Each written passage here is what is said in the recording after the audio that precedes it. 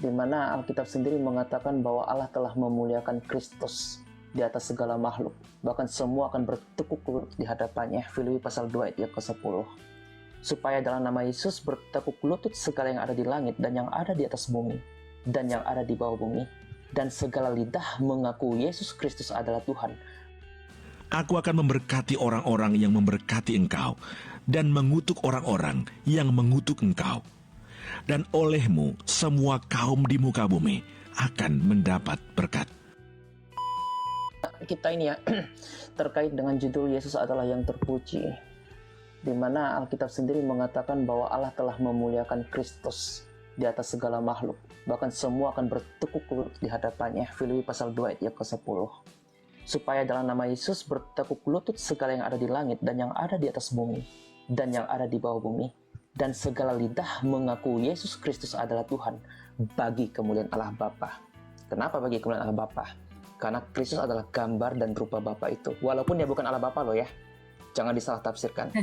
Dia adalah gambar dan rupa Bapa. Iya Kak Ida, karena waktu saya membahas ini dibilang oneness. Jangankan itu, ketika saya mengangkat Yohanes 14:10, ketika kalangan-kalangan polemik menggunakan Yohanes 17 ayat yang ke-8, firman yang diterima Yesus. Padahal Yesus menerima firman itu di luar, di dalam, bukan di luar. Para nabi itu menerima dari luar. Saya dituduh oneness sabellianisme. Padahal tidak mengerti apa konteks yang disampaikan. Jadi kembali terhadap pemujian kepada Kristus, bahwa Kristus adalah gambarnya Allah itu sendiri, yang mempresentasikan Allah itu hadir di dalam Kristus. Jadi kalau kita memuji Kristus, kita sama memuliakan Allah sendiri. Bahkan Alkitab mewajibkan kita untuk memuji Allah. Pujilah Allah dalam tempat kudusnya, pujilah dia dalam cakrawalannya yang kuat. Itu Mazmur 150 ayat 1. Bahkan Yesus sendiri mengatakan terhadap iblis yang meminta penyembahan kepadanya, "Enyahlah iblis, sebab ada tertulis, engkau harus menyembah Tuhan Allahmu, dan hanya kepada Dialah engkau berbakti." Ini juga sebagai tamparan terhadap iblis yang meminta penyembahan pada dirinya, yang hanya ingin mengutamakan dirinya.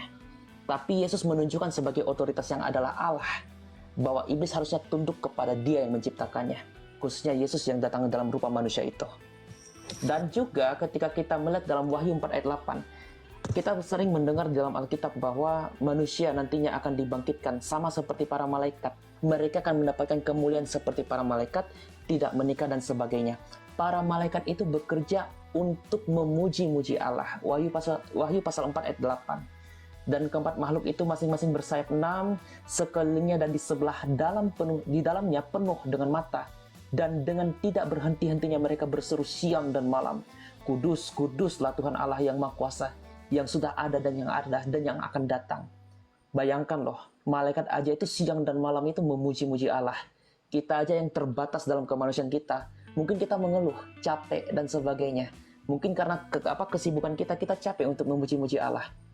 Bagaimana kalau seandainya kita nanti akan bertemu dengan Kristus? Apa kita masih terbawa dengan kelemahan kita? Seharusnya kelemahan kita itu layaknya harus kita lawan. Karena kelemahan kita ini adalah tuntutan daging. Sedangkan Kristus mengajarkan kita untuk hidup dalam roh. Makanya Yesus pernah menegur para rasul ketika mereka sempat terjaga, ya, ketika Yesus Kristus berdoa di hadapan Allah. "Mengapa engkau tidur? Kamu harusnya berjaga sekarang ini. Memang tubuh itu lemah, tetapi roh itu penurut, tetapi daging itu lemah. Jadi mulai sekarang latihlah tubuhmu.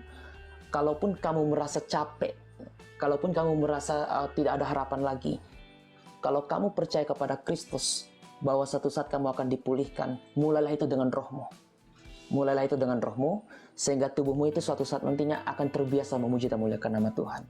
Itu aja sih tanggapan saya. Silakan Mas Elia. Ya, betul ya.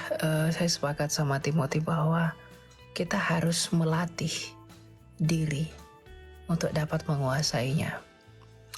Karena tadi dalam Efesus 6 ayat 12, kita tuh melawan banyak hal. Dan ingat teman-teman, ketika kita sudah mati, meninggalkan dunia ini, perjalanan roh kita tuh gak semudah yang kamu pikirkan. Langsung set masuk surga, set neraka, melezit, begitu enggak. Ketika kamu mati, rohmu berpisah dari tubuhmu. Kalau kamu percaya Yesus, malaikat itu akan menuntun rohmu. Dan selama perjalanan rohmu itu ke Firdaus, dosa-dosamu itu akan menuntut kamu. Dan orang yang gak percaya Yesus, dia akan tertahan di dalam alam maut. Dan dosa-dosanya akan menyeret dia ke alam maut. Ini penting saya sampaikan kenapa? Berhubungan dengan tema kita Yesus yang terpuji.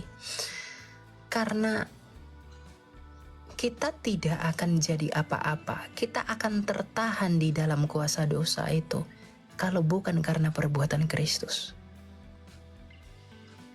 Tapi karena Kristus berbuat besar bagi kita, maka kita nggak tertahan di dalam maut itu. Dan ini perlu kamu sadari sebagai orang Kristen. Kita itu jangan beriman itu hanya karena ikut-ikutan dan hanya karena ya udahlah percaya aja, ya udahlah nggak masalah dan lain-lain. Bukan karena itu, tapi selalu saya tekankan, kalau kamu sadar, kalau kamu mengerti siapa itu Kristus dengan benar, kamu setiap hari akan selalu bersyukur, dan pada saat yang sama setiap hari kamu akan merendahkan dirimu di hadapan Tuhan. Itu pasti terjadi. Saya punya latar belakang yang tidak baik. Saya orang yang sangat berdosa, kotor sekali. Ya, saya tidak perlu memberitahu dosa-dosa saya apa di hadapan, karena kalau diberitahu terlalu banyak. Tetapi itu semua terjadi karena saya tidak menyadari dan tidak mengakui otoritas Tuhan dalam hidup saya. Tapi ketika kita mulai belajar, kita mulai memahami dan mengenal Dia, dan kita punya hati tulus dan hati yang mau berubah, itu dengan dahsyat bisa terjadi untuk menjadi yang baik. Dan saya merasakan itu, dan saya pikir pun teman-teman merasakan itu. Jadi, pengenalanmu akan Tuhan itu akan menentukan seberapa jauh kamu melangkah di dalam buah-buah imanmu. Ya.